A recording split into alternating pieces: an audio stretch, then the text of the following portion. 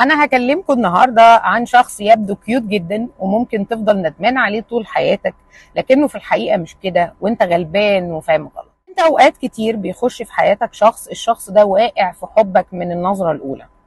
حب وحاجات يعني تو جود تو بي ترو،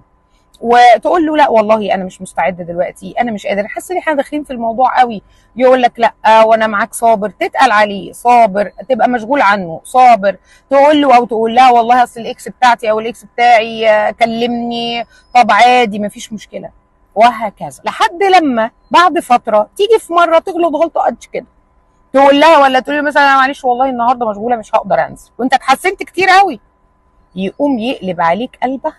لا خلاص انا مش هرجع، لا خلاص انا كذا، مهما تحاول تسوق عليه طوب الله. انت مش قادر تفهم ازاي الشخص ده اتحول فجأة وبقى كده، فيبتدي هو يقول لك ايه، من كتر اللي عملته فيا انا ياما صبرت. ده خازوق، ما انت صبرت بمزاجك،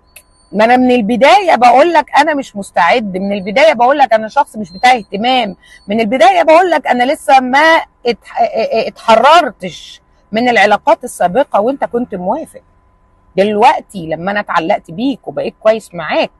انت صحيت فجاه من نومك وبتحاسبني على القديم والجديد؟ لا انت